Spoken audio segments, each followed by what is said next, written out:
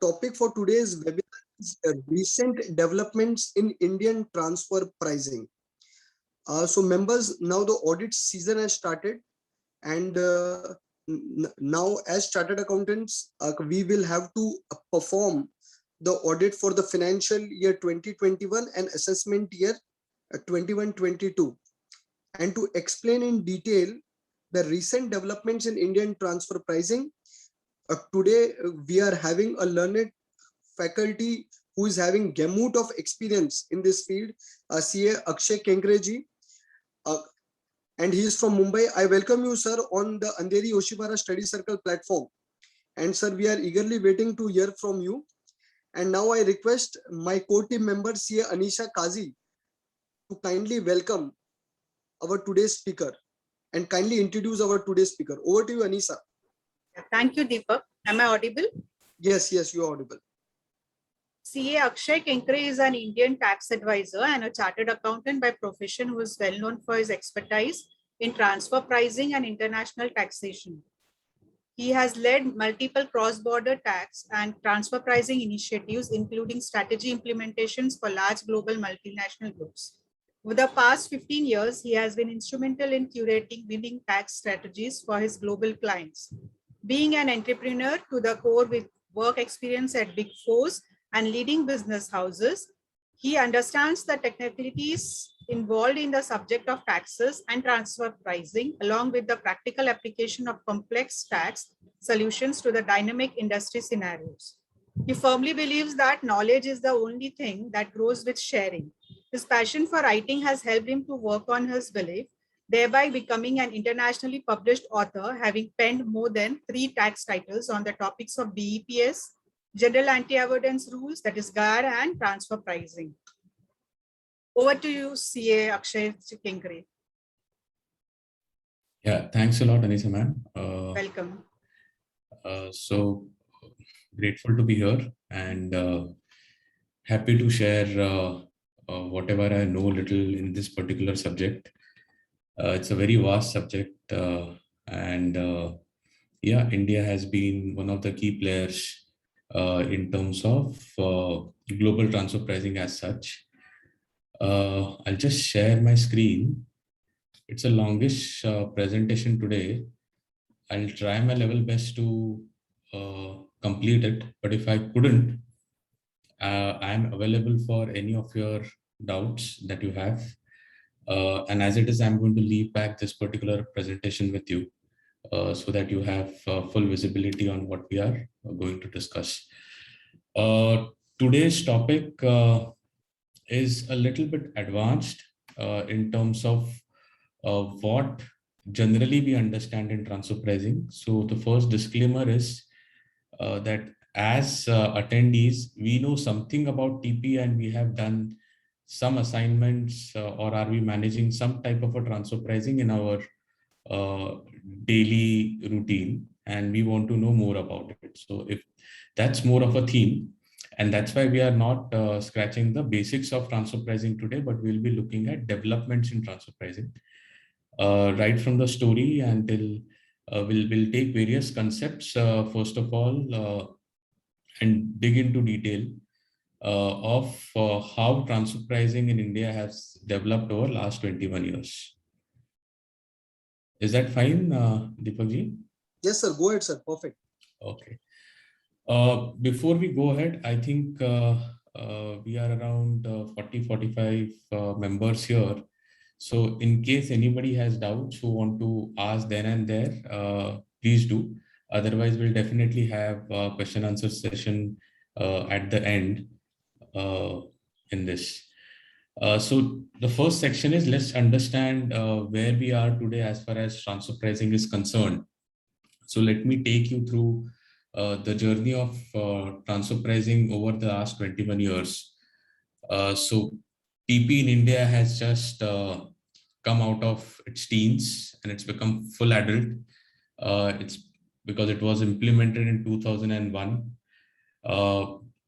I would say we are one of the late entrants in the transfer pricing field. Whereas even countries like Pakistan had transfer pricing much earlier to us.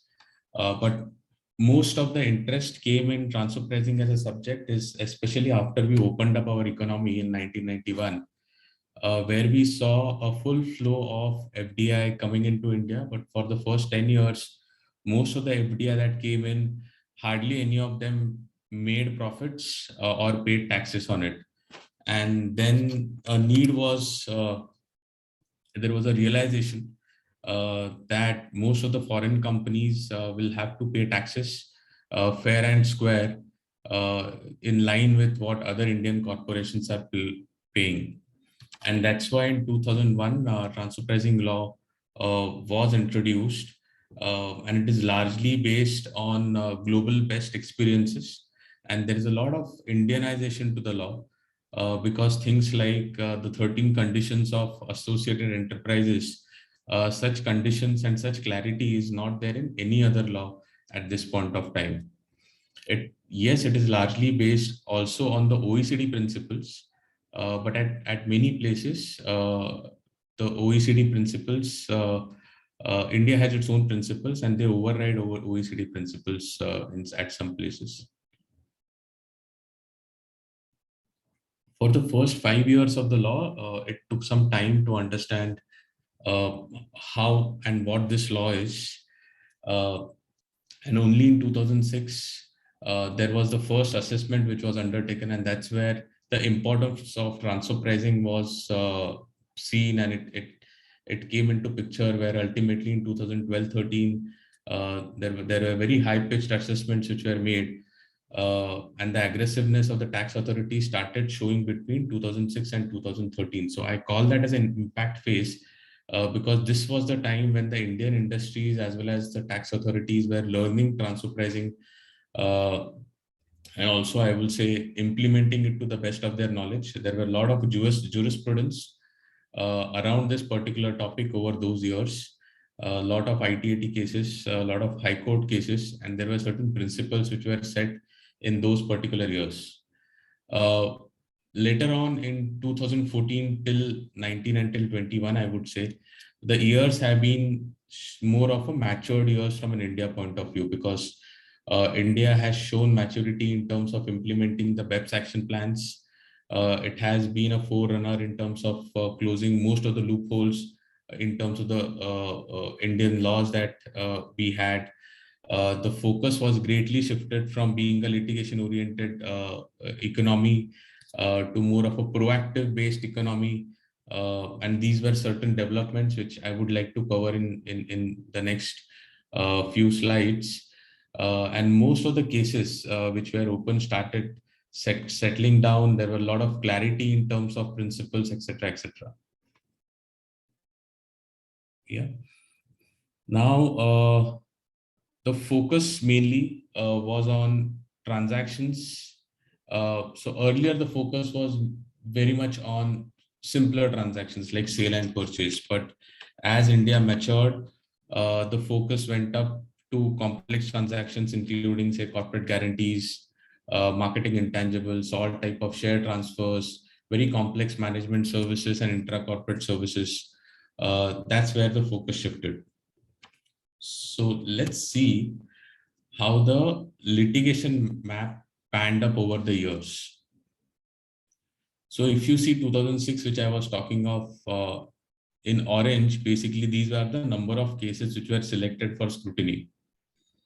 So around 239 cases were selected in 2006, and less than 100 crores of adjustment was proposed. That went up to 1,600 odd cases and more than 70,000 crores of adjustments in transfer pricing assessments. And later on, it has started to taper off till very recent years. Yes, there is still a lot of litigation, I would say, because India is one of the growing economies and growing emerging economies. A lot of FDIs being flowing in, a lot of transactions having cross-border implications. So the litigation is still very high because more and more cases are getting scrutinized, but the quality of those litigation cases have really changed. Okay. Also, there is something called as computer assist scrutiny that is being put in transfer pricing. So there is an artificial intelligence that understands the risk. So when you file a Form 3CB, there are certain risk parameters that are run on the Form 3CB in a computer. So I don't know what are those risk parameters, but of course I can guess a few. So if you are having, say, corporate guarantees filled in, and if you are writing nil there, that could be one of the risk parameters in cash. So as soon as you file a Form 3CB, it's electronically processed. And in terms of risk, if there is a transfer pricing risk that is thrown, then there is a reference which is made from the assessing officer to transfer pricing officer. Of course, the transfer pricing officers are separate than assessing officers. These are well-trained officers who understand transfer pricing in detail and in depth. I would, of course, they are still assessing officers, but it's a specialized cell, like a specialized valuation cell.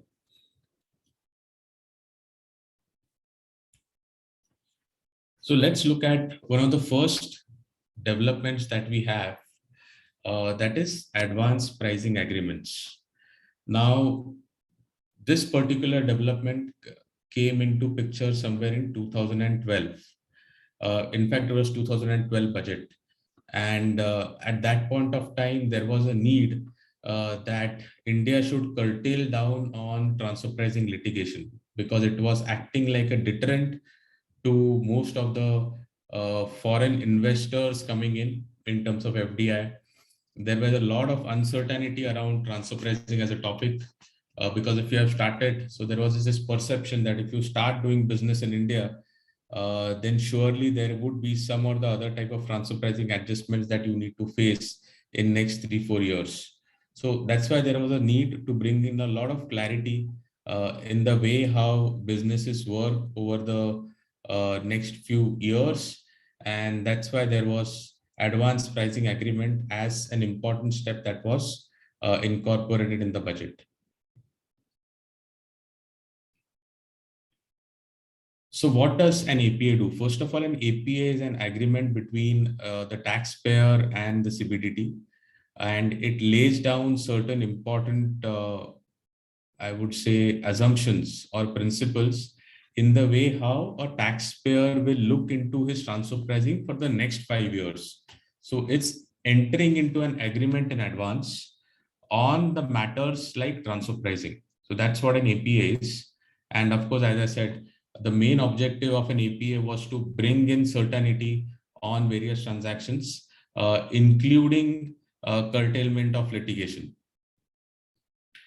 Of course, it also wanted the companies to do voluntary compliances, and there is a compliance report that you need to file after you sign an APA.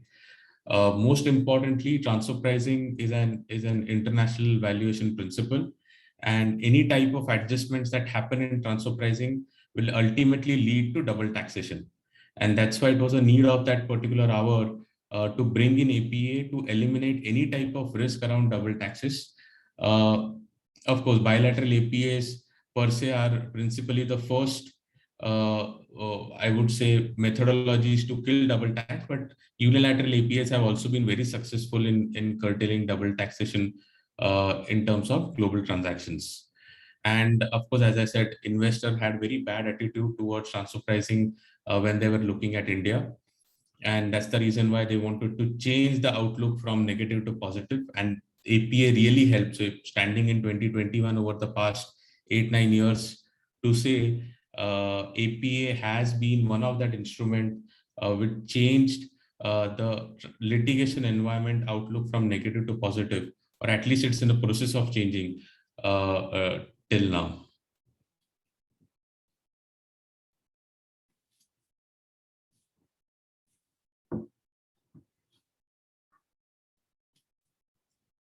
Okay, so let's look at how a typical advanced pricing agreement is. First of all, who are the people who are eligible to apply?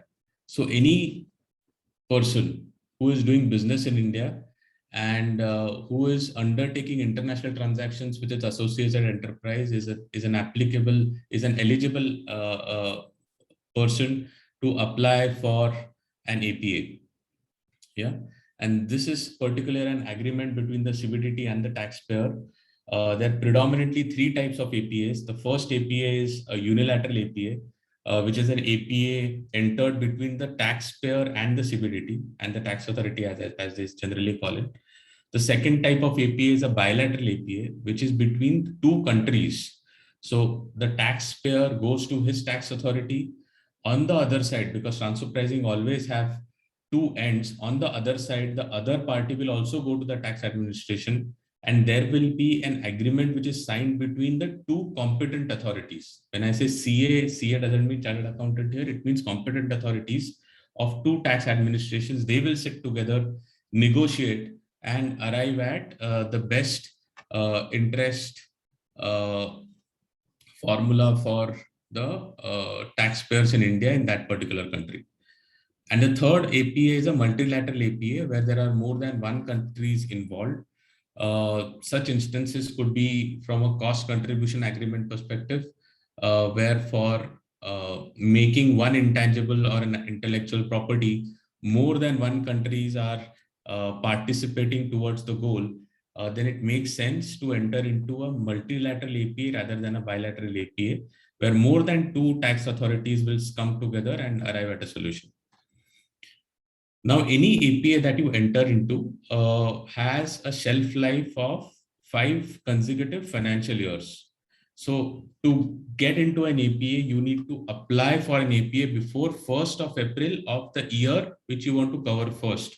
So if I want to cover the year 1 April 2022 to 31st March 2023, then I need to make an entire APA application before 1st of April 2022. So that is by 31st of March 2022. Yeah.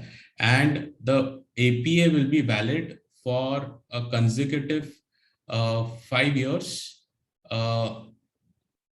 Consecutive 5 years from the date when it is getting applied. So that is from 1st April 2022. Now, any type of APA that is entered into, that APA is binding on the taxpayer. That APA is also binding on the commissioner and the income tax authorities. So even if there is an adjustment which a commissioner or the income tax authorities want to do for a taxpayer in those years of APA, he cannot do it. They will have to strictly respect the boundaries of the agreement and move ahead.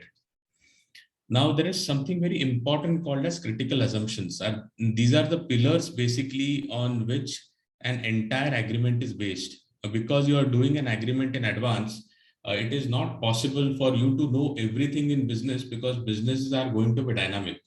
So such a dynamism is built into an agreement, and all the critical assumptions or all the pillars of possible variations are covered in the position paper as well as the agreement. And only after understanding and reading that, then the agreement is signed. So it's very important for anybody to understand and frame and draft those critical assumptions very, very carefully in an agreement, because if there is any change in the critical assumptions, then that will make the APA void. Now, just to give you an example, let's talk of COVID years, right? Now, there were so many cost plus entities working from India, and those have already been entered, and those have already working through the mechanism of APA. So they would have undertaken an APA in, say, 2019. So from 2019, say 2024, this APA becomes applicable to them. Now, in these years, for the 2 years, the parent company suffered heavy losses. And that's why the Indian company was not able to receive a cost plus 15, but it received a cost plus 5%. So there has been a gap of 10% between the profits that was expected out of APA and that was actually received by the Indian company. So this difference between 15% and 5% is one of the most critical assumptions, and the taxpayer suo moto cannot change his assumptions. If at all he needs to change it, he needs to apply for a revision of APA with the income tax authorities, in fact, the APA authorities, and the APA authorities will take that into cognizance and go ahead. So it is 100% binding, and the taxpayer really cannot change any of the critical assumptions. And if it is changes, then you need to go back to the APA authorities for a revision.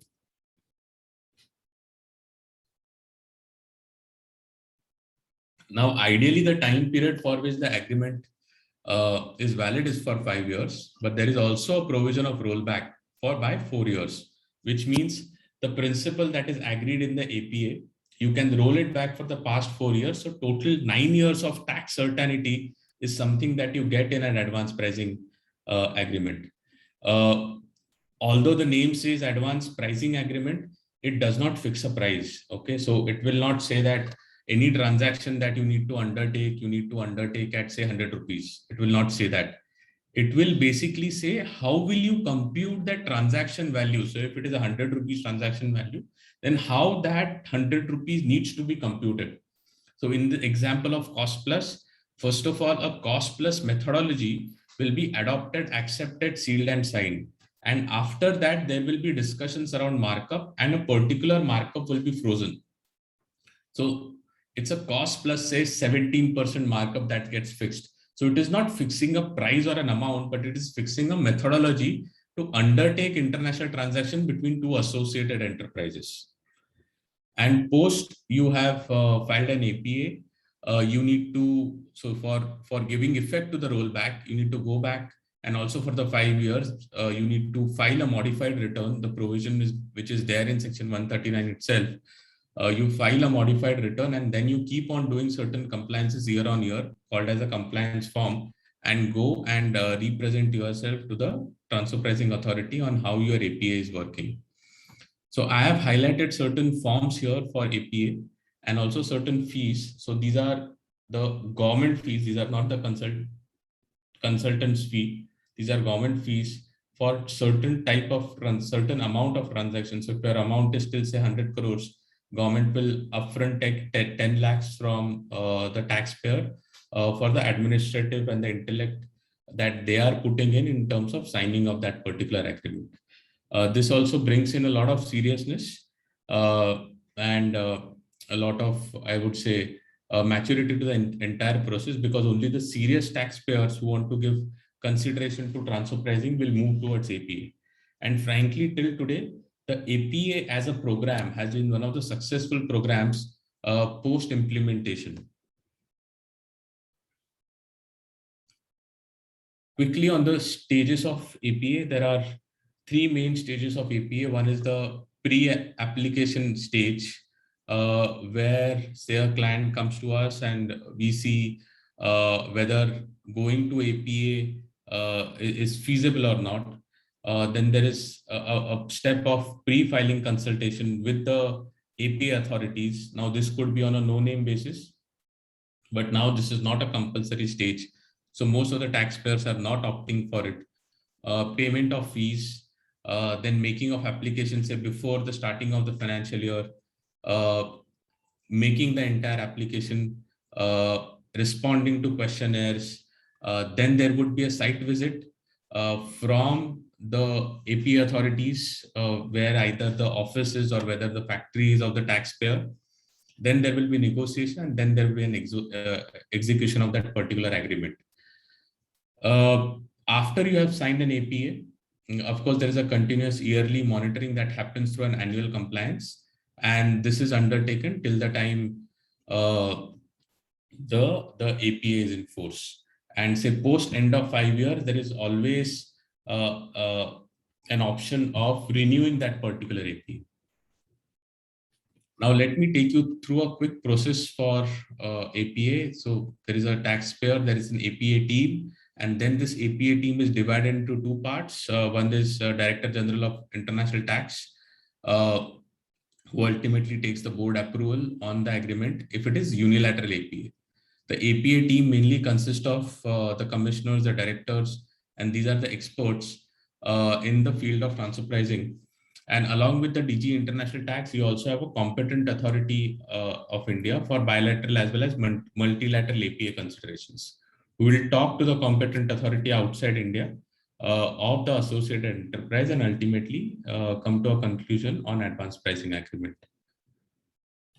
Now, to give you certain facts on how the APA program has been a success in India, it has helped to progressively resolve a lot of cases over the past 8-9 years. More than 1,200 applications till now have been filed in 8 years. More than 300 APAs have been signed. And when I say 300, it's not a small number, because even if you say all 300 are only looking at next 5 years, it covers more than 1,800 years of certainty for a taxpayer. A lot of unilateral APAs, so more than 80% of the APAs are unilateral. Now the bilateral APAs are picking up. India is one of the countries which receives a maximum number of APA applications, just next to USA, and lot of action on those front. Because of COVID, there has been some lag in terms of say concluding on APAs, but the general time frame, if you want to consider, is around 28 to 30 months for an APA completion. Most of the transactions, the favorites have been the provision of IT enabled and software development services. So if I combine these two, these will account for around 50% of the total APAs over the periods that have been concluded. And there are certain natures which I have highlighted here. And of course, APA cases are not published, but through our experience, we come to know what's going on in the industry around the same. Any questions still here?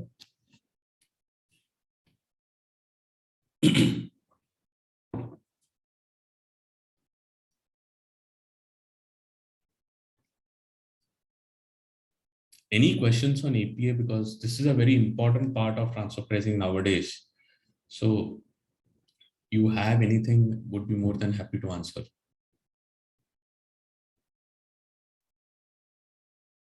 Okay, so let me go ahead with the second aspect, which is the manufacturing 115 BAB, which is a new manufacturing tax just come in, which all of you might be aware of. That is at 15% as corporate tax or income tax on the manufacturing that is undertaken. Now, I will explain you the relevance on transfer pricing here, but such a manufacturing, new manufacturing tax could be applicable to the companies that are getting incorporated after 1st October 2019. And the manufacturing operations of those companies should commence before 31st of March 2023. All the assets of such companies should be new assets, and it should not be formed through any type of structuring, restructuring operations. Most important to state here is that this also includes contract manufacturing. Now, contract manufacturing is something like you are not a full-fledged manufacturer, but you are one leg in the entire supply chain. So that one leg of manufacturing, or just changing the form of a product, that's enough for you to consider yourself as manufacturing. And this is mainly done to boost the Make in India initiative overall. And in such a case, transfer pricing structures could be used by multinationals to build contract manufacturing more efficiently onto the Indian soil.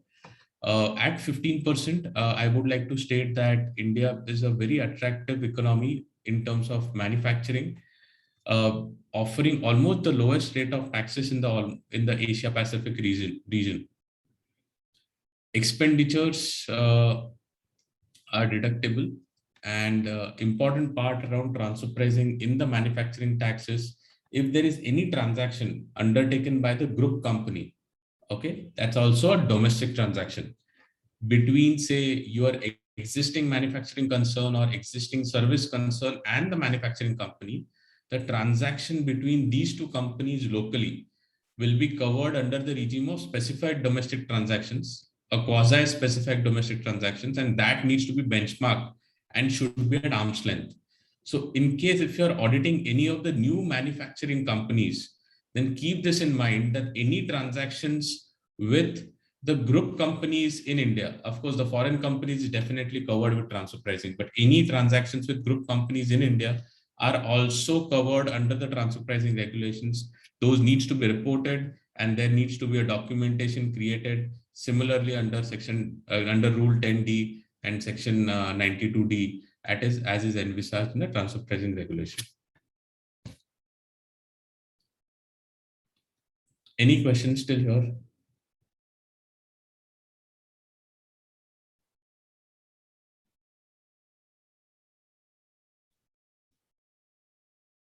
Deepak ji.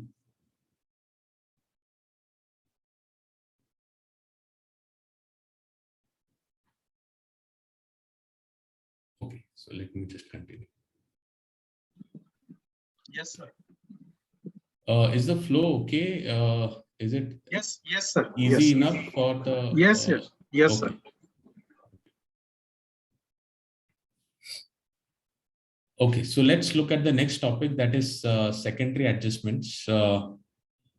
This came as a surprise somewhere in 2017, and most of the developed economies have these type of adjustments. But this is like a big tyrant. If I try to compare this with the provisions of primary adjustments which are already there, because in a country where transfer pricing litigation is very prevalent, and almost say 50% of the transfer pricing cases that are getting selected, there is an adjustment that happens on those cases, then secondary adjustment becomes almost like a primary adjustment in all those cases, which is a concern, but it also needs to be addressed very well from a planning perspective. So first of all, let me explain what a secondary adjustment is. A secondary adjustment is undertaken only if there is a primary adjustment. Now, primary adjustment means the transactions that you have undertaken between the group companies are not at arm's length. So let's take an example that you have made a sale at say $100, but the tax authorities say that you should not have made that sale at $100. You should have made that sale at $150. So 50 will automatically get added artificially onto the profits. And on that 50, the Indian taxpayer will have to pay taxes. Now, I'm not getting into the litigation mode. This is where it stands. Now, the question that is asked is this 50 that is there and you have paid taxes on that 50 is ideally not my cash profit. It is only a book profit because that is made through an adjustment artificially in my income tax books. But I have never received that 50 from a foreign company because it's an unilateral adjustment that is undertaken from an India perspective. And nobody cares about it in terms of giving the money back to India. And that's why the Indian tax authorities or maybe the Indian tax administration thought that this $50 that is outstanding should ideally be considered as a loan, which is given by India to the foreign company. Yeah, as a loan by India to the foreign company, say for working capital purposes, because that money India never received. Now, if you don't want this particular $50 to be treated as loan, then it is saying better pay it off to the Indian company so that even from a foreign exchange point of view, the amount is well received in India and only on such received money, taxes are paid. So the first criteria is treat the money which is not being received in India or which is short received in India as a deemed loan on which a rate of interest as per the secondary adjustment rules. If it is an INR receivable, then it is SBI marginal rate plus 320 basis points. And if it's a forex, then it's LIBOR on 30th of September plus 300 basis points. That should be charged. Yeah. The other alternative, and of course, this particular time limit starts only after the 90 days of the adjustments being undertaken either in the return of income or the AO's final order after it is accepted. Another criteria for it is the primary adjustment that is undertaken should be minimum of 1 crore rupees. So if the primary adjustment is less than 1 crore, then the secondary adjustment does not apply. Now, if you keep the money outstanding or the taxpayer keeps the money outstanding, this particular outstanding money ideally will be converted into primary adjustment year on year, because assumingly there is no primary adjustment in the next years, the outstanding money will still be an outstanding money and there will be a rate of interest computed on that outstanding money on which tax will be collected. Otherwise, there is a simpler option. Now forget this loan story. the other way to address this is through considering it as a dividend. So that's why they say, okay, you pay a tax of 18% as one-time payment on any type of excess money that is kept with your foreign company, and let's forget about it. So no jhanjat of doing the rate of interest calculation and everything year on year. Let's do a one-time 18% tax payment and close it. So that's another alternative. I think that was recently brought in 2019, or yeah, I think that was in 2019 budget after the 2017 application of secondary adjustments. Now, what type of adjustments are adjustments where secondary adjustment arises? The first could be a suo motu adjustment by the taxpayer when he makes any type of TP adjustment in the return of income while he's filing the return of income. Yeah. Second is when the assessing officer imputes an adjustment and such is accepted by the taxpayer. The third is if it is an adjustment which is an outcome of an advanced pricing agreement, or an adjustment which is an outcome of safe harbor regulations.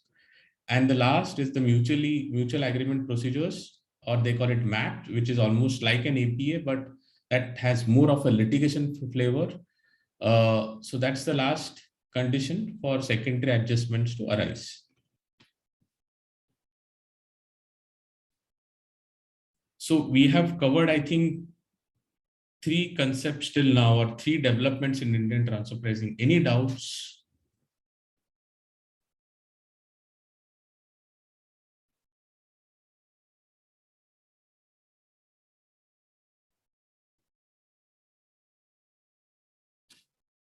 Okay, let's go ahead. The next concept is thin capitalization. Now they popularly call it as thin capitalization. But this is covered under section 94B, that is limitation of interest benefits. And to understand this, let's take an example first. First of all, why there is a need, or why there was a need for thin capitalization rules in India. Now, most of these thin capitalization, as they are calling it, is an outcome of BEPS project or BEPS project of OECD and G20, where India has, been one of the most early adopters of BEPS in this case. So let's look at an example and you will understand why there was a necessity of thin capitalizations. Now let's assume there is an Indian HQ entity, headquartered entity, and there is a British subsidiary. Now in one option, let's first state the facts here. The tax rate of India is at 30%, and let's keep the dividends exempt at this point of time. So the pre-tax profits that India has is $100, and the post-tax profit that it has is $70. That's a 30% tax rate. Yeah. Now my British company needs certain type of money. So what it does is it borrows $100 from, say, a British market at 10%. Now these are all assumed figures, so ideally it's not going to be 10%, it's going to be a much lesser rate, but that's not going to make much of a difference here. Now the British company uses the $100 and generates an operating profit of $20 in that particular year. When you subtract the interest of $10, your after-tax profits, okay, or maybe after interest profits is $10, and because you are having a tax rate of 10% in UK, again assumed, it's not actual number, it's higher than 10%. The after-tax profits at 10%, the ultimate it's $9. So post-tax profits overall that stays in the entire group is 70 plus the 9. That's going to be 79.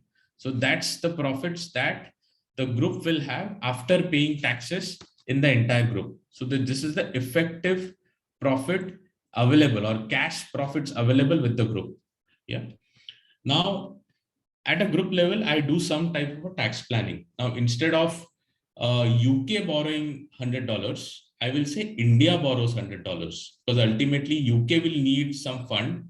So I am the parent company, so I will borrow the $100, and I will have an interest break of 10%. So you have a pre-interest profits of $100.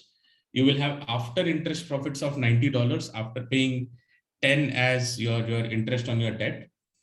And on the 90 with a 30% tax rate, the after tax profits is $63. Now the 100 that it has borrowed from an independent bank, it contributes it directly to the British company as an additional equity. Yeah. Now at the British level, that $100, the facts remain the same, puts into the business, generates an operating profit of $20. The interest cost on that is going to be nil because ultimately it has received funds from India and the interest break is what you have got in India. After tax profits is $18. So earlier, if you remember, there was an interest of $10. That interest is not there in this particular case. And overall, you end up with a post-tax profit of 63 plus 18. That's $81. So if you see, it's higher than what if you would have just borrowed it in UK. Now you have borrowed the money in India. Because you had a higher tax rate, you got a larger tax break. And that's why the post-tax profits in the group, not with the company, in the group are higher as compared to model number 1. Okay. So this is one scenario. Let's look at the other scenario.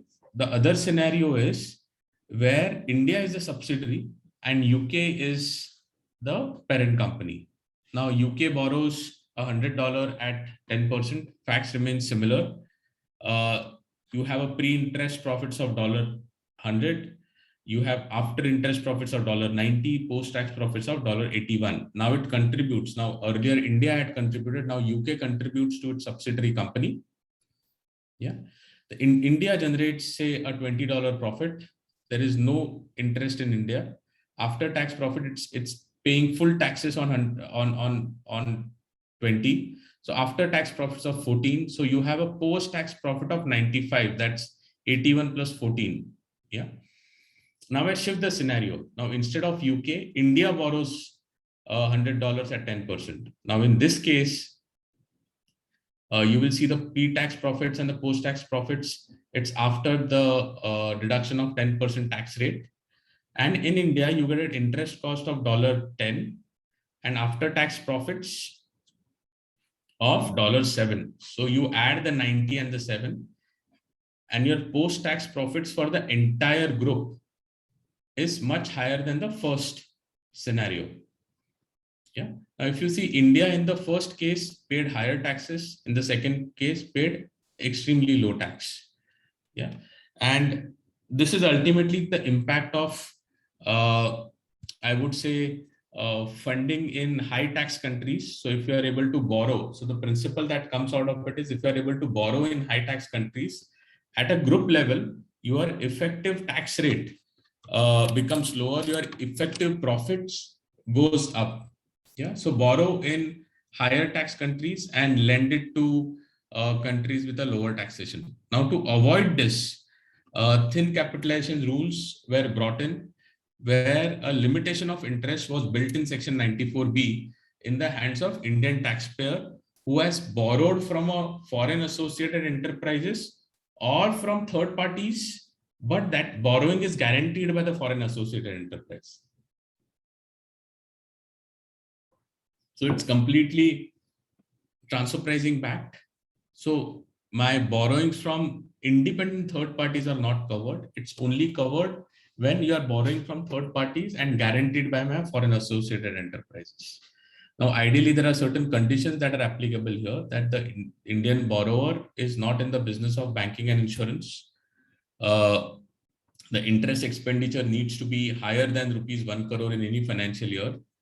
That interest needs to be a deductible tax expenditure, and the debt is either issued by the group company or backed by a group company. And if that is the case, then any type of interest that is going to be paid out will be limited to 30% of my EBITDA, that's earning before interest, tax, depreciation, and amortization, or the actual interest amount, whichever is less. So there they have put a cap on allowing of such interest only to the extent of 30% of EBITDA. Now, what about the excess interest? that is disallowed, that could be carried forward for the next 8 following financial years. Now, this is directly coming from Action Plan 4 of BEPS. And there were many other aspects also which were covered in that particular action plan. But this is something that India thought would be the most applicable one and easy to implement. And that's why in Finance Act 2017, Section 94B was introduced.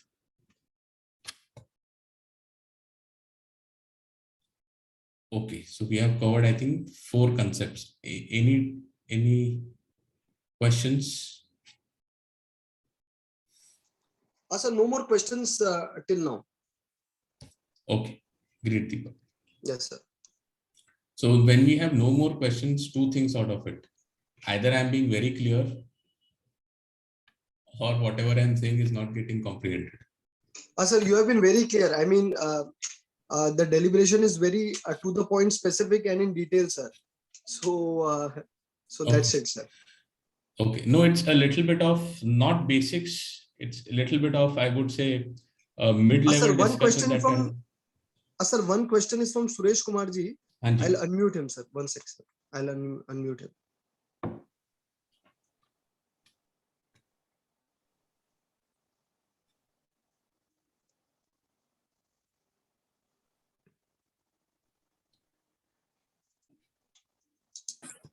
Hello. Hello, Hello. Suresh Kumar ji, go ahead and Yes, ask the Suresh. question. Yeah. Good evening, sir. This question, this Good evening. 94B, is it the domain of the assessing officer or that of the transfer pricing officer, sir? That is the question. Okay, so this is the domain of mainly the AO as such, because this is not typically in the transfer pricing as such that they have put in. This is the domain of assessing officer. Thank you, sir. Thank you very much. Thank you. Please continue. Thank you. Yes.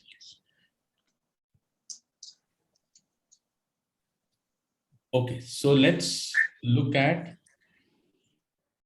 another 2012 initiative, which is the Safe Harbor. Now, as the name suggests, Safe Harbor is something where the taxpayers feel safe about. So it is safe to make certain type of markups or margins in an international transaction. Then there would not be any type of litigation. And those Safe Harbor percentages and rules were well defined in the income tax laws, which includes the act as well as rules, very detailed rules on safe harbors. And very recently, which is of last week, they have extended the safe harbor rules will also apply for financial year 2021. Yeah, so the compliance, if at all, you need to make for safe harbors, that is already extended. Now, why it was brought in? The objectives are very similar to APH. They wanted to simplify the compliances. They want to provide a lot of certainty around transfer pricing and reduce disputes. Yeah, it is governed by Section 92CB of the Income Tax Act. Earlier in Direct Tax Code, they had mentioned about Safe Harbor, but ultimately it came into picture only in 2012. There was a specific committee which was set up only on basis of which these rules were framed. Now let's go through these rules step by step. Now, first of all, Safe Harbor as a concept is not applicable to all the industries. The industries have been specified. So there is something called as eligible international transaction. Yes, Suresh, you have again raised your hand.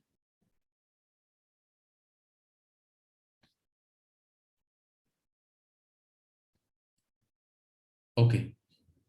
Eligible international transaction, and then there is an eligible assessee, and all these international transactions are well defined for. So let's look at the software development services and information technology enabled services. The definition of both of these are very well defined in the rules. Yeah, and if you are undertaking as an assessee, Now, even in the eligible international transaction, it's not important that you're just doing a software development services. You should be doing a low risk or a limited risk software development services. And there are certain criterias which are well explained again in the law, which needs to be adhered to before you get into safe harbor. Because once you go for a safe harbor compliance, the assessing officer still will undertake scrutiny, which is again mentioned in the way how a scrutiny is done in the safe harbor law. And those scrutinies are generally tough because the assessing officer, TPOs, basically, they think that safe harbor is one of the benefits that is given to the taxpayers. Ideally, it's not a benefit. These are expecting certain higher than necessary markups from the taxpayers. So for the software development and the ITES industry, the safe harbor, which is there applicable today for anything up to 100 crores of international transaction is 17%. And if you are earning more than 100 crores, then it is going to be 18% of the transaction value. Similarly, the next industry that is covered is a KPO industry, because KPOs is they have high intellects. It's different than BPOs and ITES. They are expecting higher markups based on certain conditions of employee cost, which are mentioned here. Yeah. Again, the definition of KPO is very well laid out in the law. So anytime if you have any confusion over the definitions anywhere else also, refer the safe harbor rules for the definition of the respective terms. Then they have defined the contract research and development activity. Again, the markup is kept at very high, at around 24% for transaction up to 200 crores. Anything above 200 crores, then the safe harbor won't apply even if they are doing a contract R&D activities. Then the next eligible transaction is on manufacturing and export of auto components. Now for any core auto components, they are expecting a 12% markup. For non-core auto components, they are expecting a 8.5% markup. Again, these terms are all defined.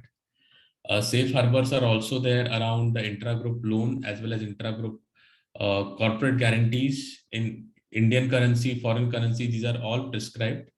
And important to note, now this is a very recent addition after 2017, and again an outcome of the BEPS project, that any type of low value added services that are being received in India. Again, the definition of low value added services is there in the Indian income tax law, which is very close to what is proposed by the OECD also. They say that if you're receiving such low value added services, then you can pay to the foreign companies cost plus 5%. So no much of questions will be asked, but there are certain compliances that needs to be undertaken by the taxpayers, and chartered accountants have an important role to play there in terms of complying and understanding that cost plus 5, because that certification needs to be undertaken for low value added intra-group services. Now, ideally, these low value added intra-group services are like accounting services, admin services. This does not include any type of foreign services which are having certain heavy intellect or heavy knowledge-based or IP-based services. These are very, very basic services which are covered in the Indian income tax law, which are very similar to what OECD has also prescribed for. So this was an interesting addition. So any of your clients where you have, say, certain fees which are paid to the foreign companies, where it is generally say cost plus 5, because at a global level, they generally accept a cost plus 5 very easily, like how we accept a cost plus 15% for some of the services. So in that case, see if a safe harbor could be applied, because that kills entire litigation around the low value added services, which is there till today. So as it is, I'm going to cover it in next few slides. Now, this is important, which is the ALP computation. So there have been three main important changes which were brought along after 2014-15. And that changed the course how India was really looking at transfer pricing over the years. The first change is the use of multiple year data. Okay, India always believed in using that year's data itself, but now there is a possibility of using multiple year data. I will come to specifics in the next slides. Yeah. The second aspect was around range. Earlier, the concept was around plus minus 5%, which changed to plus minus 3%. And it used to revolve around a concept called as mean. Now, mean is an average, and any type of averages there's always a risk of getting the average bias towards anything that is on the higher side. So if you have a data set which says 2, 3, 4, and 20, my average will start going more towards 20 unless it is a weighted average. And even if it is a weighted average, that 20 that is there in the set will have a very high relevance. So that's why there was a need felt to get the Indian transfer pricing law and the way how it is practiced from, say, a concept of mean to median. Median is actually in between. It's not having any type of deviation or any type of influences around the figures, but it all depends on the number of comparables rather than the figures. And a concept of range. So globally, an interquartile range is accepted, which is a 25th percentile to 75th percentile. So it gives you a data set, a particular range where your companies or where your taxpayers or clients margins could fit in transactional net margin method, or say resale price method, or a cost plus method. Now that range, instead of 25th to 75th, we have a little bit of a narrow range, which is 35th to 65th percentile. So let's get into specifics and let's understand the concept much more in detail. Now, so we are going to take the two aspects very separately. So let's first focus on multiple year data. So before 2014-15, Indian transfer pricing regulations focus only on the year in which the transaction is entered. So the taxpayers are expected to maintain contemporaneous documentation for the year in which the transaction is entered. Now, the practical issue there was that most of my databases were not updated till, say, October, September, November. And the real-time information was not available on comparables. Now, whenever before 2014, we were doing analysis around the same year comparability, we never used to get data. So answer to that was, say, back in 2008, 2009, push the date to November for transfer pricing audits. So date was pushed from, say, October to November. Even after that, that 1 month additional, we did not find any substantial data, and we always used to struggle with getting the most relevant years or the latest year data, which is the year under consideration. And that's why there was always a necessity to look at the past 2 years, which was challenged by the tax authorities. And although there was a provision in the law, that provision was never read in terms of looking at the practical difficulties that the taxpayer was encountering. Now, to counter that, there was a complete law which was revamped to say that you will look at not only the last year data, but you can also look at the previous 2 years data that could be used to determine the value of the comparable set. Now we'll see how it is going to be used. Now, one last provision that they brought in, they said that if the current year data is not available, the current year data is the year in which the transaction was undertaken. So if I'm looking at an audit of financial year 2021, I'm looking at the data of the companies where the transaction is entered into in 2021. So if the current year data is not available till the time of filing of return of income, but the same is available at the time of scrutiny, then at the time of scrutiny, the tax authorities will update that data and will make that data complete, which is a post facto analysis. That analysis a taxpayer was never able to do for his testing methodologies. So that's a shortcoming. Okay. So what happens because of it? Let's take an example. So I'm not too sure if you're able to see my cursor. I'm using the cursor as the pointer. But the current year is say financial year 2021, where the operating profit is 600 and the total cost is 1,500. And the ratios that you are using to compare our operating profit by total cost. In the previous year to that, my operating profit was 700, my total cost was 7,400. And the previous year to that, my operating cost was 600 and my total cost was 1,200. Now, earlier, I used to look at only 600 divided by 1,500. But now what I can do is I can add 600 plus 700 plus 600. So I will add all the operating profits together and get it to 1,900 in this case. Similarly, I will add all the total cost together and I will get to say 10,100 in this case. And then I will arrive at a ratio. And that ratio is say 18.81%. Okay, that's an OP by TC that I'm looking at for that particular year using a multiple year data. Okay, now this is something is possible where the current year is available. That becomes 18.81%. But assumingly my current year is not available at the time of me doing the analysis of transfer pricing, my weighted average is coming to 15.11%. Now, if me as a chartered accountant, we put our analysis and put our beliefs on 15.11 and come out with certain type of an opinion on transfer pricing, when the tax authorities update that, they will update to 18.81. And assumingly my taxpayer is making a 16% markup, then in such a case, the difference between 18.81 and 16% will be considered as a risk for an adjustment perspective. That's how this post facto adjustment is making a difference in the entire case.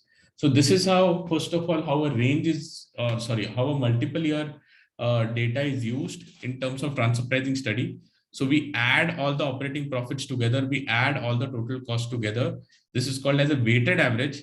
And after doing a weighted average, we come to a particular percentage of the markup that is derived by the taxpayer. Any questions still here? Okay. ये जो EAC के अंदर कितना Sir, no question, sir. EAC के अंदर कितना insurance बनता है? Sir, no question, sir. No. Okay, let's go ahead. Now, there were few cases even before this particular amendment, which always held multiple year data as something that is of practical applicability, and those cases have been highlighted here. So most of the tribunals used to respect the use of multiple year data before this particular amendment came in, and now though definitely it has become a rule. But of course, the type of cases that are coming in the multiple year data have also changed, and there will be certain clarity which will come in the future years too, for us to see. Let's go ahead to the range concept. Now, once you have the multiple year data, now, as I said, the concept of mean is not relevant anymore. So you have the concept of range and will be applicable for 3 out of, I would say 4 out of all the methods, which is CUP, RPM, CPM, and TNMM. Now, it's important that the comparable companies that you have has at least 6 comparable companies for you to apply the range concept. So if the comparable companies are less than 6, then you fall back on the mean concept that already was there. But now your companies need to be either 6 or more than 6 to apply the range concept. Now, if your transaction value fits in between 35th to 65th percentile, then the transaction will be considered at arm's length. Yeah, the variation of plus minus 3% that was earlier available in case of mean will continue to be available for mean concept, but not for the range concept. Yeah. Now, because we have this 35th to 65th percentile as a means to determine my arm's length price, when you are going in APAs and especially the bilateral APAs, there definitely will be certain discussions between the competent authorities, because this is not a global principle. The global principle is between 25th and 65th percentile. And that's why there would be certain cases and there would be certain discussions around the negotiations when we are looking at the 35th to 65th percentile as a concept altogether. Okay, let's understand how a range is put to use. Assuming there are 7 companies, now I don't know what is the what are the margins that these 7 companies are making, because that becomes irrelevant when we are using a range concept. So I will say 7 companies, I will multiply that with 35%. The result of that comes to 2.45. So I will look at the next whole number. So I will look at the third comparable after I have put all my comparables in ascending order. So step number 1 is to put comparables in ascending order, then look at the number of comparables, multiply that by 35%, whatever is the result, the next whole number of that becomes your 35th percentile. Similarly, on the 65th side, the 65th percentile in this case, where your comparables are 7, will come to 4.55, and that's why you will take the 5th value as an arm's length price, and for median it's going to be 50% accordingly. Now the calculation is going to be different when the result is going to be a whole number itself. So in this case, so let's take an example. So if there are 20 comparable companies, 35th percentile of 20 comes to 7. So when a result comes to 7, then you will take it as a mean of the 7th and the 8th value. Similarly, the 65th percentile in this case is coming to 13. So because it's a whole number, it's not an integer, you will look at the 13th and the 14th values mean. So anything between the 13th and the 14th value. And for the median, which is 50%, the result is coming to 10 in this case. So the median will be the average of 10th and the 11th value. So this is how a range concept is used in transfer pricing. Any questions still here?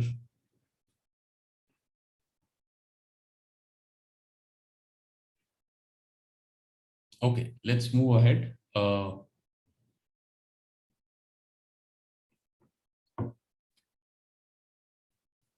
So GAR, so GAR comes into play from 1st of April 2017. GAR as a full form, it's General Anti-Avoidance Rules. It is an active deterrent against any type of tax avoidance schemes. This is a law under section 95, which brings in a concept of substance over form in taxes, because before this, it was always the legal form that was respected. Now for GAR to get invoked, a minimum tax benefit of 3 crores is needed. If you do not have a tax benefit is also defined in section 102. So if you do not have a tax benefit of 3 crores, then GAR essentially cannot apply. It's a separate regime altogether. It is not a transfer pricing regime, but it's important to understand the implications of GAR on transfer pricing. Taxes nowadays have become a topic more of say moral and ethics than legality, and GAR is a tool basically to draw that line of morality between, say, avoidance and evasion. GAR is applicable to international structures as well as domestic structures, and especially with transfer pricing, it is very much applicable to international structures. Now, GAR, first of all, has an overriding provision, which means it's a non-obstantive clause. It overrides all the sections in the law. For GAR to be evoked, there needs to be certain type of an arrangement, and such arrangement needs to be categorized as impermissible avoidance arrangement. Now, it's important for us to understand what is an impermissible avoidance arrangement, and then we should understand what are the consequences of GAR and how it interplays with transfer pricing.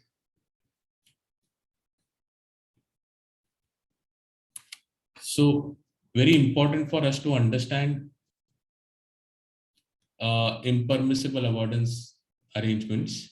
Now, arrangements in income tax law are defined as transactions, and transactions are defined as arrangements. So it actually means anything that two parties are entering between each other.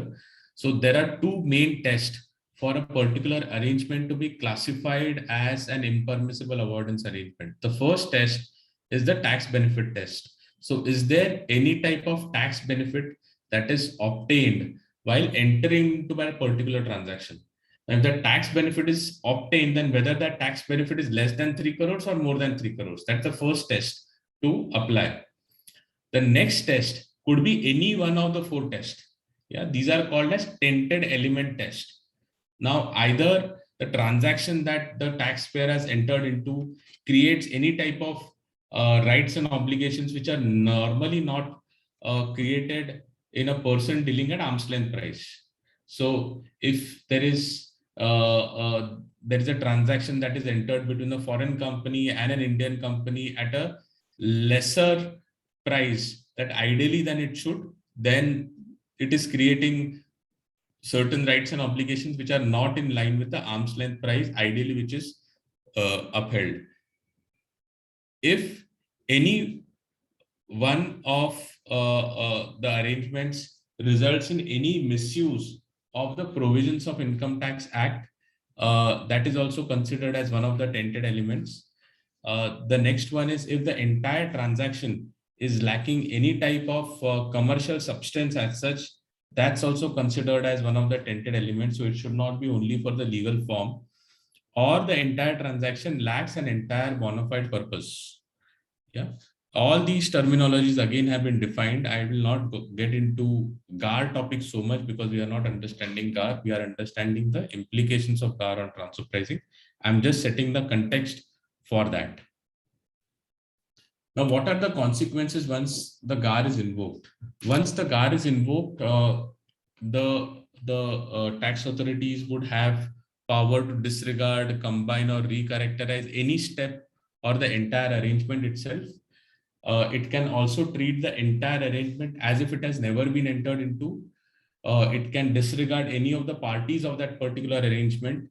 It can regard any of the two parties to be connected to each other, although they are not connected to each other. It can reallocate any type of capital to revenue, revenue to capital, recharacterize any type of income, etc. And it can also reassign the place of residence of the particular person or an asset at any point of time. Now, GAR applies very much to the Indian residents as well as non-residents. And as I said, GAR overrides all the provisions of the Act. Now, before GAR, transfer pricing was one of the GAR itself to prevent any types of tax avoidances. Now, why there was a need of GAR when there was still transfer pricing implemented since 2001? GAR applies to all the transactions. Transfer pricing applies to only transactions with associated enterprises. Yeah. Tax benefit ideally is not one of the major criteria of transfer pricing. It is all about valuation. For GAR, the tax authorities need to prove that there is a tax benefit in the case or in the arrangement. Whether you have a commercial substance or whether you don't have a commercial substance, that was not a part of transfer pricing. In fact, there were so many cases which has held that transfer pricing's job is to only do valuation. You cannot really lift the corporate wheel and question on the commercial substance of a particular transaction. That's not what transfer pricing is. So the entire, you will say, the power of transfer pricing was not extending to questioning the commercial substance, but with the advent of GAR, even the TPOs now have that power to question on the commercial substance from a GAR perspective. Although the GAR route is specifically different, it is not mingling with transfer pricing, but they can definitely borrow certain principles out of GAR to strengthen the case for the tax authorities. Transfer pricing always led to either a primary adjustment or secondary adjustment. It was never giving a detailed description on the consequences like how GAR has provided for. So now transfer pricing has become more of a SAR than a GAR, which is a specific anti-avoidance rule. And GAR basically has a much broader outlook even outside transfer pricing. And first most important thing is, even if you have a very clear transfer pricing, that does not mean that you are very much clear from a GAR perspective. You can still be, when I say you, it's the client or it's the taxpayer. The taxpayer can still have elements of tax avoidances embedded in the arrangement, and that needs to be analyzed separately outside the purview of transfer pricing. Now let's take certain important examples. Now, of course, the risk of GAR or GAR implementation or devolving of that risk significantly goes down if there is a proper transfer pricing documentation that is maintained, because the transfer pricing documentation per se, it's a proof of the living substance of the entire transaction, and also states that it has been analyzed from all the angles. The functional asset risk analysis is one of the keys, including the legal agreements on how that particular transaction has been undertaken. So that helps in terms of providing any answers from a GAR perspective. But let's take certain examples here. Let's take an example of thin capitalization. Now, we have discussed on the thin capitalization aspects where either India has taken a loan or the UK has taken a loan. Yeah, but that's about restricting of interest cost.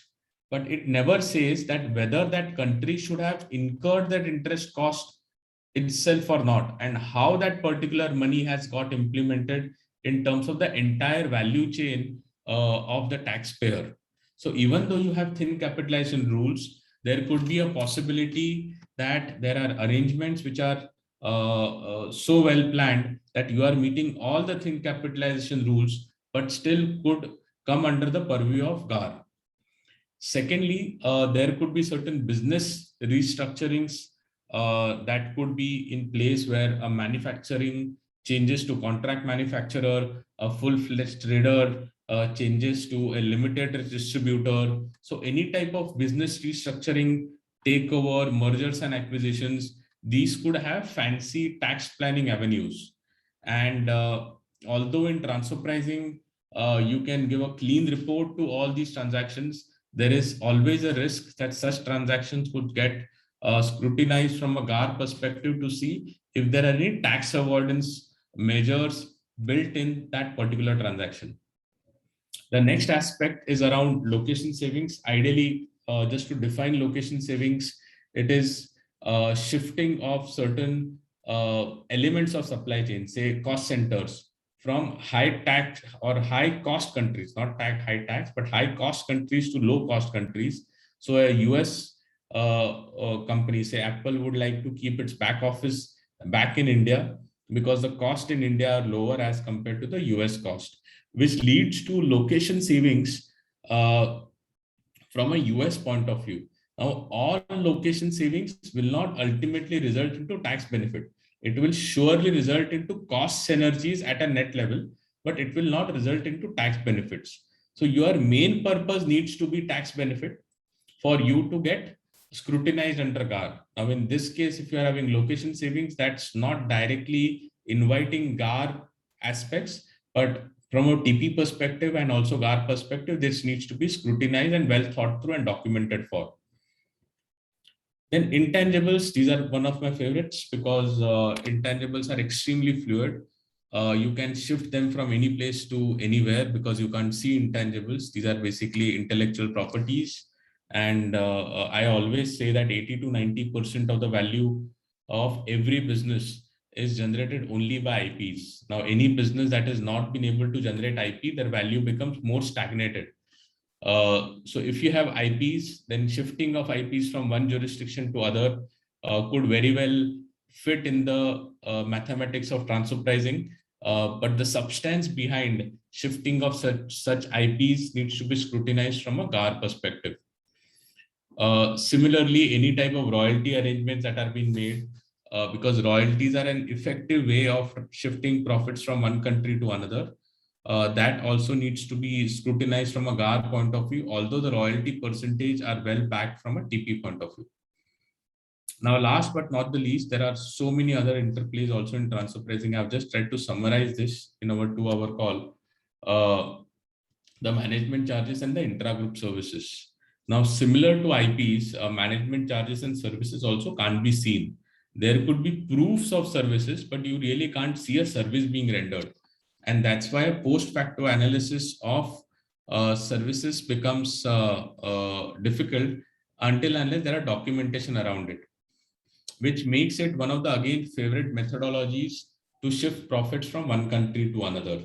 So anything revolving around management charges, intra-group services, if it is still fitting in the transfer pricing valuation principle, could be challenged from a GAR point of view, and hence the documentation in TP needs to be extremely solid and looking at substance and outcome of those services to prove that those services are indeed necessary and rendered.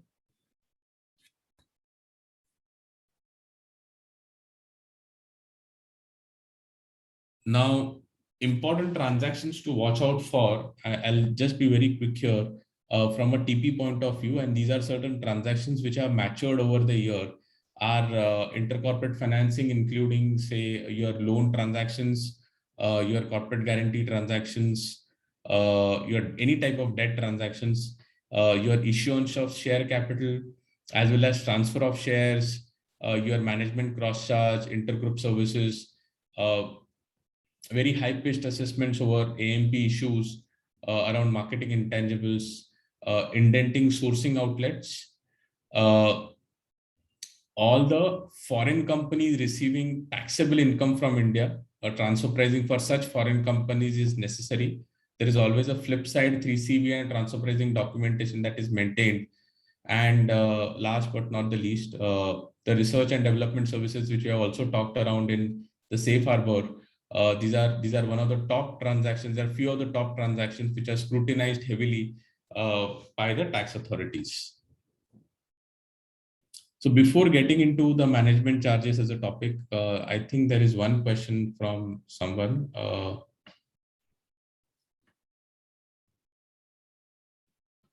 Mr. Radesha.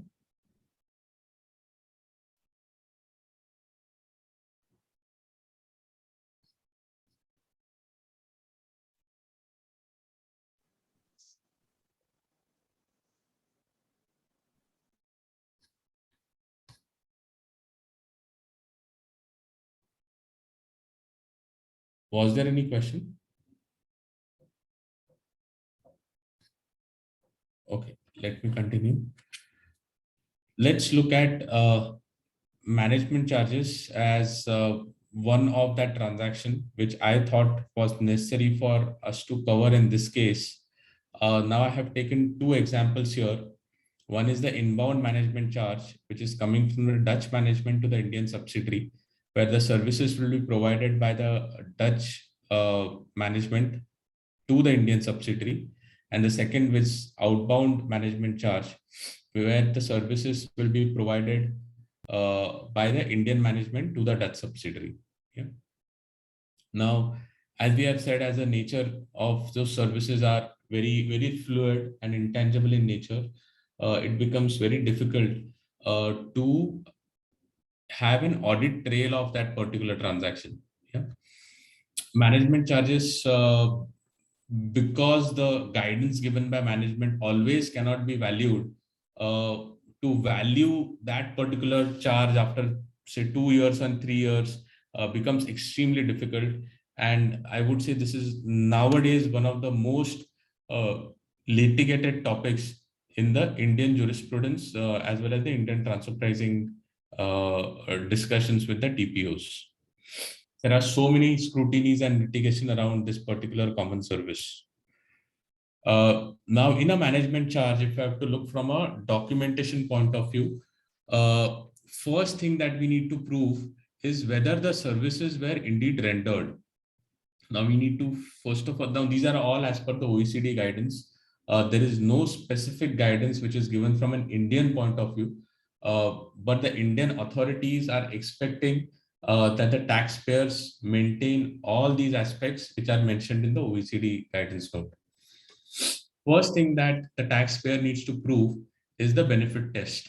And that test is whether there was a necessity for the Indian company to receive any type of management charge from the foreign company.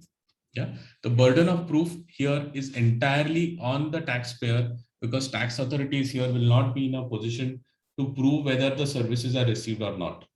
Therefore, from a taxpayer's perspective, it's important to document everything, your communications minutes, any type of memos that you have. Now, assumingly, if the management is providing a transfer pricing advice and it has a transfer pricing study to it, then that study needs to be documented. Yeah, good to have any type of certifications around such services which are provided. If the management is providing any type of shareholding activities, that also needs to be documented, because shareholder activities do not need any type of remuneration. Also, the duplicate activities don't need any type of remuneration from an independent third party's view. And one needs to document that these services have been rendered or not have been rendered, and accordingly the remuneration is finalized. Yeah.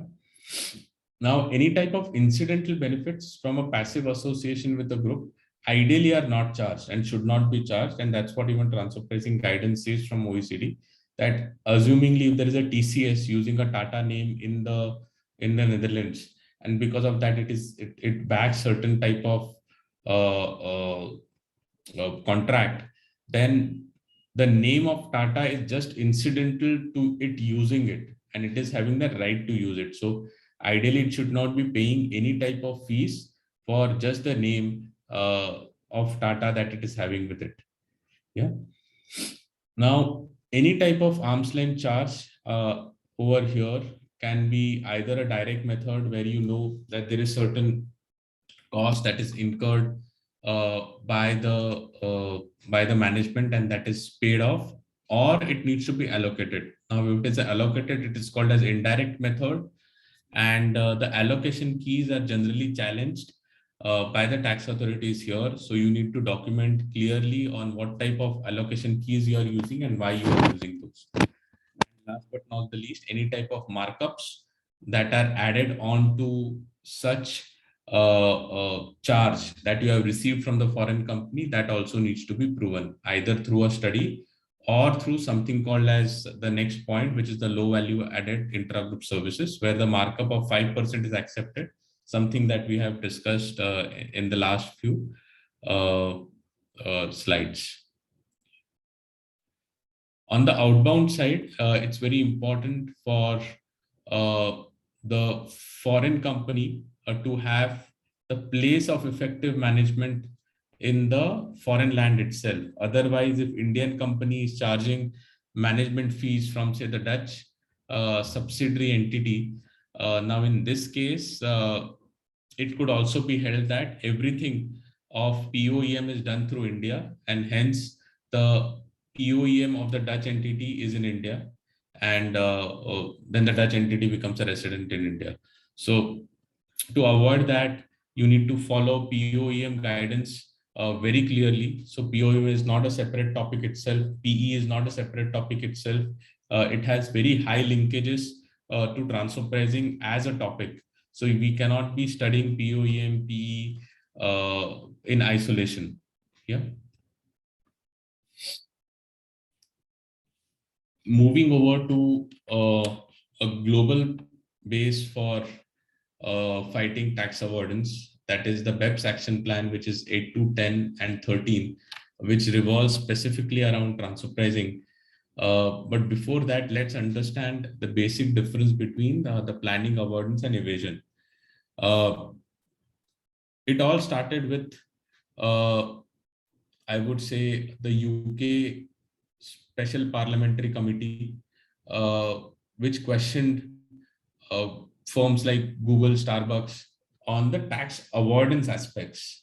Yeah, they didn't question on tax planning side, they questioned on the avoidance side. So it's important for us to understand what is avoidance. Now, there is one more word which is called as aggressive tax planning that is coined in the BEPS project, but we'll tackle that separately.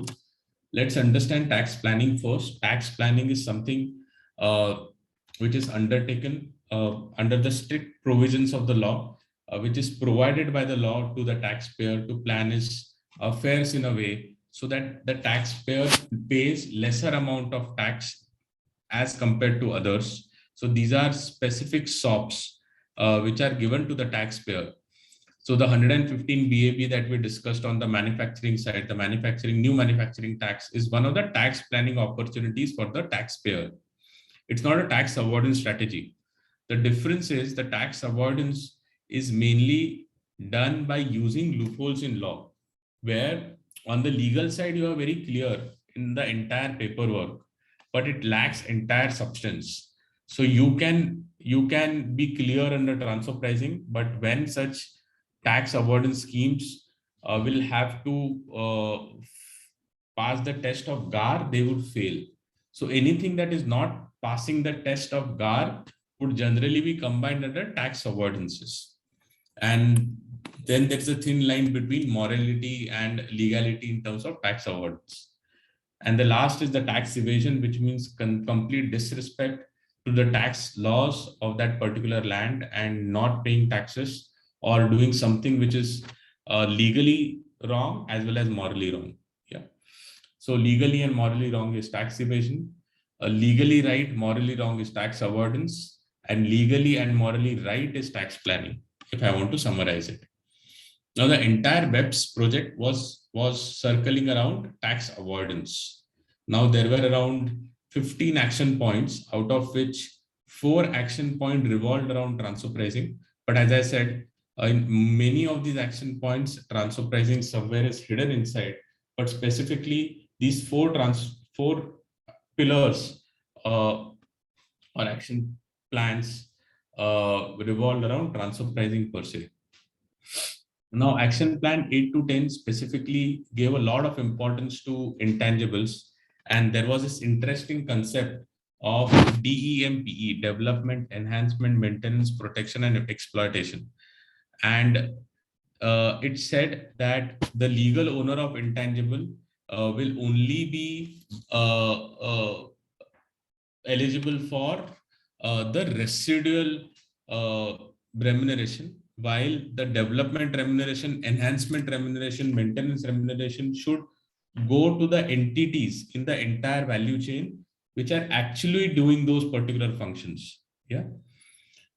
In that action plan, there was a lot of guidance given also on the hard to value intangibles, HTVI, where today I don't know the value of that intangible, but in future, what could be that value of intangible and how to address that from a transfer pricing point of view. That is the guidance which was given in action plan 8 to 10. Then there was certain guidance also provided on one of the litigious topics on marketing intangibles and how countries should see marketing intangibles in terms of tax avoidances.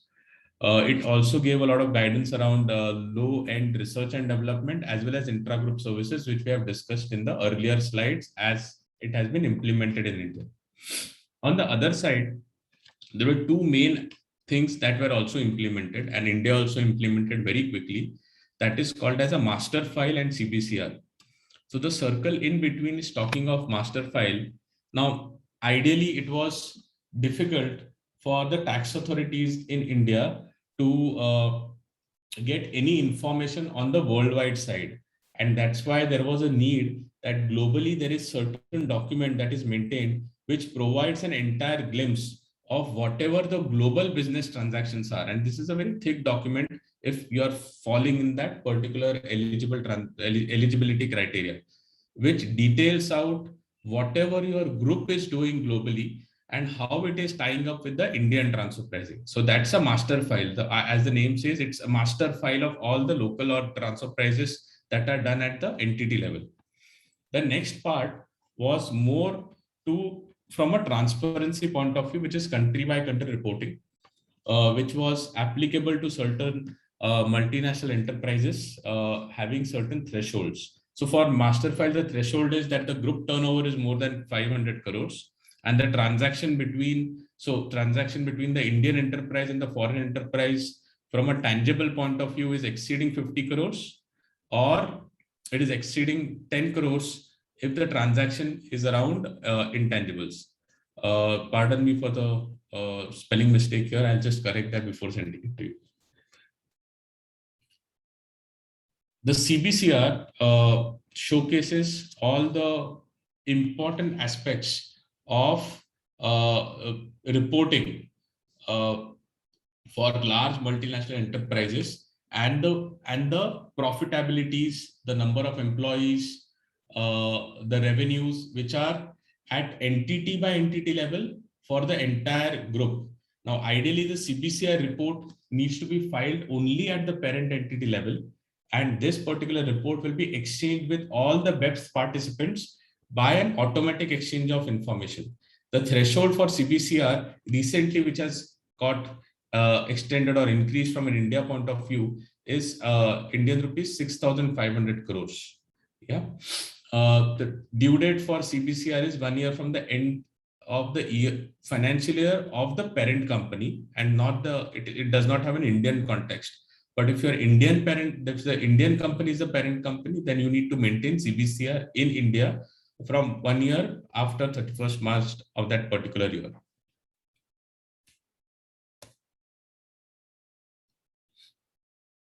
Okay, so in transfer pricing, there are 3 aspects that have come out now. One is the local file, which is the current transfer pricing study report that you keep on doing. That indicates the entire transactions that Indian entity has undertaken with the foreign entity, the industry analysis, the industry overview, the functional analysis, the economic analysis, and ultimately the conclusion of those. So that will continue to be maintained. The next part is the master file, as we discussed, applicable for group companies with a turnover more than 500 crores. It is divided into 5 parts. The first part is detailing on the entire organizational structure. The second part is around the description of the entire M&E or the multinational enterprises business globally. The third part is around the intangibles globally, the financial transactions fourth, and the financials of the global multinational enterprises, as well as various tax positions that they have taken globally, is something that is highlighted in the master file. Now, from an India point of view, there are 2 forms, which is Form 3CEAA and 3CEAB, which are relevant forms, which are almost in line with the OECD formats. Some change here and there, but these have been prescribed by the Indian tax authorities. Now, the country-by-country reporting provides an entire allocation of income, profits, taxes, employees, jurisdiction-wise. It also provides a detail of all the constituent entities. Constituent entities are entities in the entire group for a multinational enterprises. And there are forms like 3CEAC and 3CEAD, where country-by-country reporting is highlighted. So 3CEAC is basically the form of country-by-country reporting. Now, from OECD point of view, they said that transfer pricing is not only single-tiered documentation. In fact, it is a 3-tiered documentation. So the scope of documentation overall from a TP point of view has got extended. There is now more information that is needed to be maintained. There is now more information available with the tax authorities. There is plethora of information about you in the sense about the taxpayer at a global level with the global tax authorities. And it's very important that every information should speak with each other, and this should not contradict for a smooth transfer pricing flow. This ultimately, because you are showcasing a lot of transparency, will help in bringing down the litigation year on year. Now, before I go ahead, there are 10 minutes. This is something which we can cover later on also. Are there any questions till now?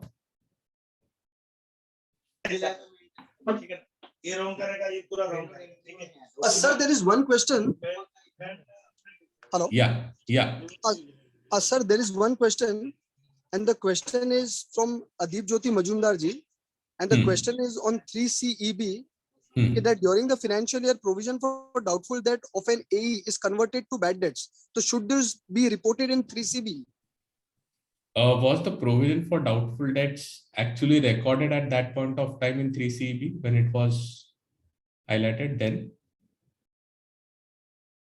When it was provided, was it already recorded in 3CB at that in that year? Sir, I have to check, sir. Sir, So one second. okay, so if it is, then you can just put a note and not record it or not disclose in 3CB. But if it is not, then disclose in 3CB the bad debts, although you may not have a P&L implication of that. Okay, sir. Okay, sir. Sir, Anything else? no, sir. There are no more questions, sir. Sir, you can proceed. Great. Okay, so the last topic which I thought of covering is something which is very relevant for the current times, which is COVID and transfer pricing, because a lot of impact of COVID on the industries, and similarly transfer pricing will need to address it. So first of all, let's understand what has been immediate impact of COVID on the Indian economy. There has been demand disruptions because of lockdown. Customers are now more looking at just what they need rather than which is like essentials rather than, I would say, luxury items. Malls are closed, and of course many of us are doing cost management in terms of so there has been a general demand decline which now has picked up, but I'm talking of financial year 2021 to say, because that's something that we would be now analyzing from a TP point of view. Similarly, in 2021, there was a supply disruption too at various levels. Labor availability was an issue, logistics was an issue. So all of these ultimately will have impact on the profitabilities of many of the industries and companies. So you can divide the entire industry into three parts. The first industry is where you had maximum impact of COVID, say hospitality industry, your travel industry. The second industry is around, say, where you didn't have any impact. Okay. And the third industry is the industries which zoomed in the COVID time. So zoomed in the sense companies like Zoom, IT companies really went up in the COVID time. So is that three, you can divide the industry into three parts for transfer pricing analysis. There has been heavy financial market disruptions. When I say disruptions, it's a positive word. It could go negative as well as positive, both ways. So today you see markets going up. The reason is low interest rate at this point of time, so that markets are going up because there is higher liquidity at that stage. Of course, there was also a fiscal disruption. That fiscal deficit has climbed up. Government is looking at divestment of certain publicly owned companies. Relief packages were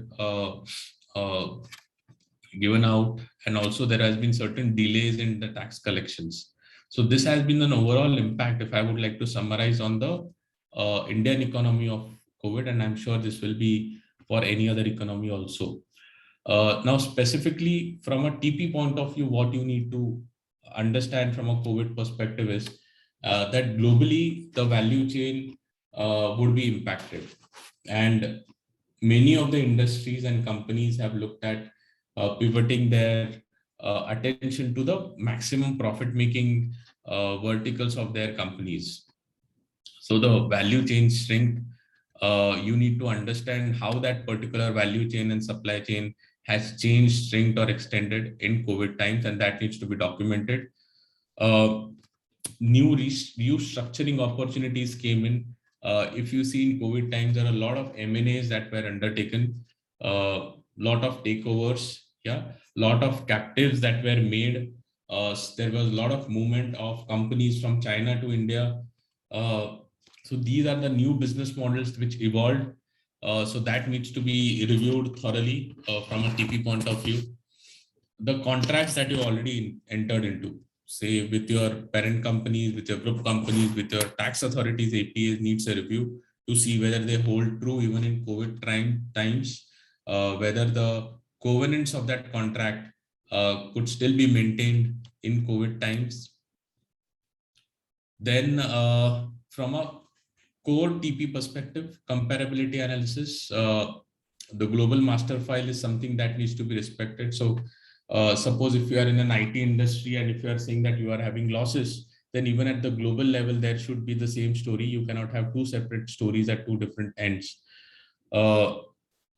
Industry analysis would be a very important part where you can showcase what your peers, competitors, and the industry has been going through in this particular year.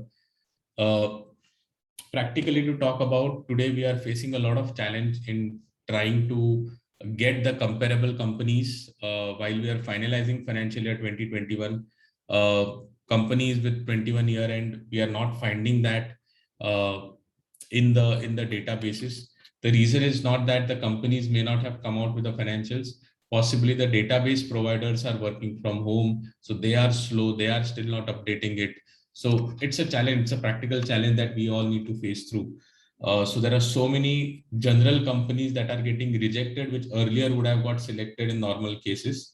And that's why the margins in many of these cases are moving on the higher side. Yeah. Whether multiple year data, as we have spoken with the loss dates, whether that will really give the right results is the question. Then there could be certain delays in receivables. That is another issue from a transfer pricing point of view, whether there would be aggressiveness from our TP authorities on the receivables that are outstanding. And any specific COVID related charges like sanitation charges, any type of donations which are made by the company, how those will be looked from a TP and tax point of view needs to be seen. And last, again, but not the least, the APAs specifically, as I've said, may need certain level of representation and revisions, specifically because of the COVID aspects. Now, certain due dates have been extended, and the due dates which I have highlighted in blue now are the transfer pricing due dates which have been revised for financial year 2021.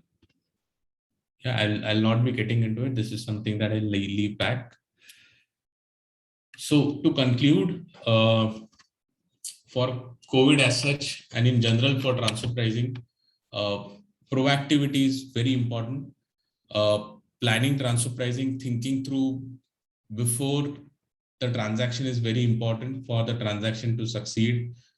When you are building the entire supply chain or a value chain, one needs to keep in mind what type of profits you need to make. So again, a part of planning. So transfer pricing is all about planning and designing. Bringing in a lot of transparency, because gone are the days where you could have hidden certain facts. Don't do that. You have used the CPCR and master file to your benefit.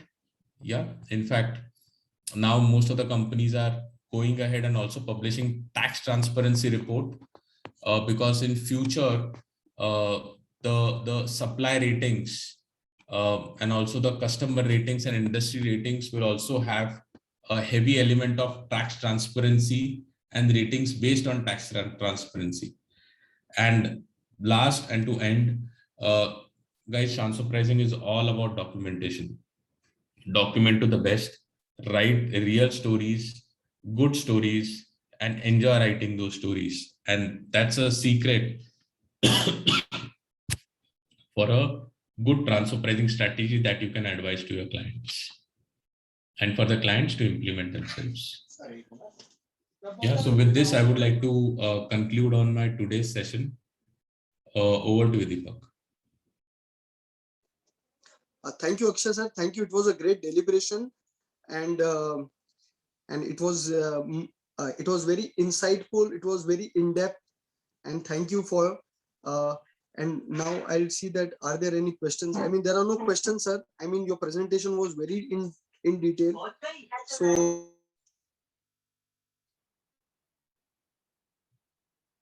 Deepak, you are on mute. Hello. Yes, Amish. Okay, fine. Actually, you were gone on mute for some time. Okay, sorry. So, sir, your deliberation was great, sir. It was very insightful. It was very in detail, sir.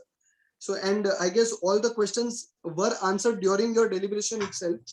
So, so no more questions right now. And now I request CA Amish to kindly give a hearty vote of thanks to CA Akshay sir. Over to you, Amish. Thank you, Deepak, for giving me this opportunity to give the vote of thanks to Akshay sir. Just before going through the Akshay sir profile, I had gone through his LinkedIn account. It is all the data regarding the transfer pricing, what is the transfer pricing, and the one line what he had written is Akshay firmly believes that knowledge is the only thing that grows with sharing. So Akshay sir, it was a very good deliberation of the today's, and I, on behalf of Andheri Oshiwara CP Study Circle, give a hearty vote of thanks. And I request members at least go once on LinkedIn site to see the Akshay sir whole profile. So thanks the members also for joining today's session. Thank you. Over to you, Deepak. Yeah, thank you. Thank you. And also at the same time, sir, it is very motivating that a young and dynamic personality like you is having such a great having such a great in-depth of a particular knowledge of a particular subject. So it is very motivating and so insightful, sir. Thank you very much, Akshay sir. Yeah, thank you, Deepak ji. Thanks a for lot. investing your time coming to Always our a study pleasure. circle for Always the a benefit pleasure. of our members, sir. I'm just leaving back my email ID here. Yes, sir. And in case if there is no question that has got answered or maybe And sir, asked. one more thing, sir, I request you, sir, if you can send me your e-card, means I have got numerous requests from members about your contact details, sir, and the address. So they would like to contact you in future for further consultations. So, so if you can just send me your e-card, so then I can circulate to all our members, sir. Sure. Yeah, I'll do that. Okay, and sir, I would like your presentation also. I'll send it to you. Okay, sir. Thank you very much. Thank Akshay, you. sir. Thanks And a thank lot you very for much all the inviting. members for coming today and attending the today's webinar. Thank you very much. Thank you. Thank And you. for Thank you. further announcement, it will be announced shortly. Thank you very much. Thank you.